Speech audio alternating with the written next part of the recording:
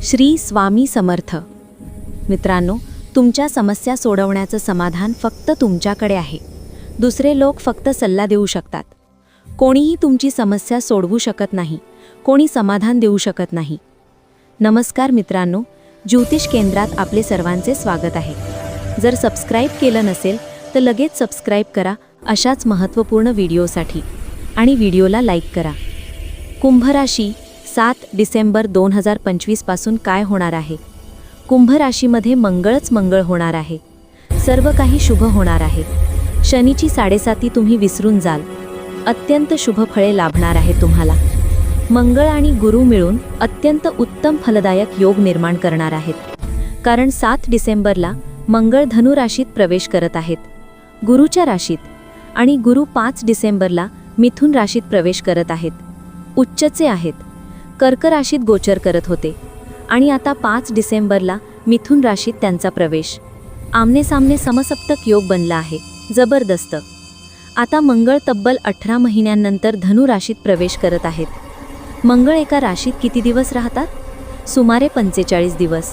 म्हणजे 18 महिन्यांनी हा गोचर मिळत आहे आणि त्याचवेळी गुरुचे ज्ञानही लाभत आहे. मंगळ हे शौर्याचे कारक आहेत, शक्तीचे कारक आहेत, वीरतेचे कारक आहेत. म्हणूनच मंगळांना सेनापती म्हणतात. नवग्रहांचे सेनापती म्हणजे मंगळ. आता सेनापती स्वतः शुभफळ देण्यासाठी येत आहेत. रक्ताचे कारक, उत्साहाचे कारक, आणि जेव्हा गुरुचे ज्ञानही मिळेल तेव्हा परिणाम अजून शुभ होतील. जबरदस्त.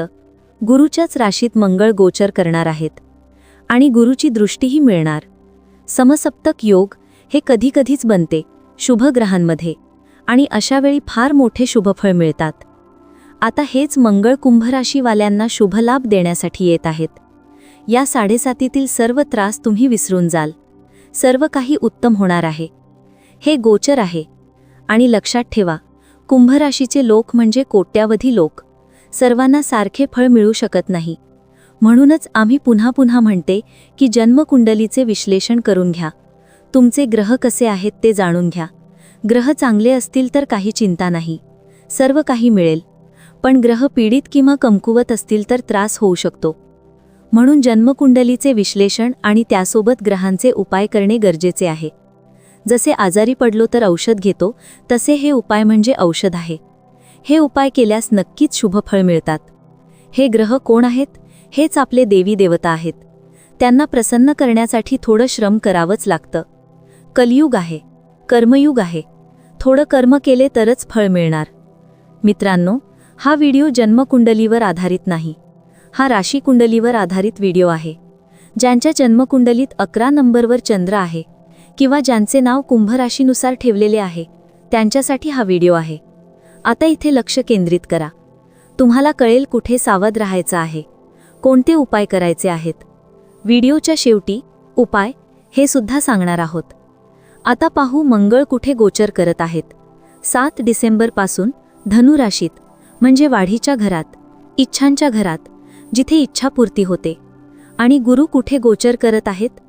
5 डिसेंबरपासून 5व्या भावात. तिथून गुरुची दृष्टी मंगळावर आहे. गुरुच्याच राशीत मंगळ गोचर करता आहे.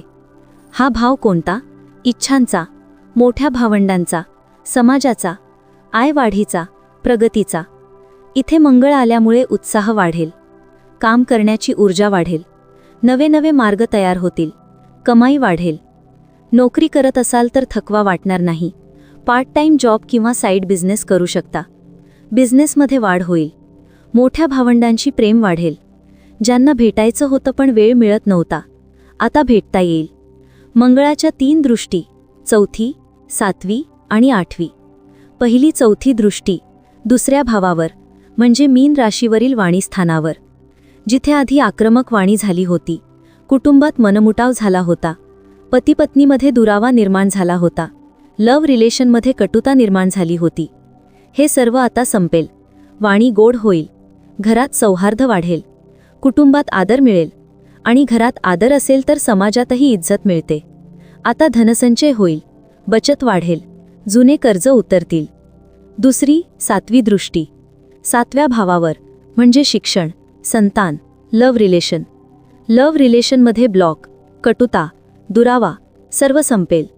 शिक्षणात यश, परीक्षा उत्तीर्ण, कॉलेजमध्ये ॲडमिशन, विषय बदलायचा असेल तर तो होईल, विदेश शिक्षणाचा योग येईल, फॅमिली प्लॅनिंगला शुभ काळ येईल.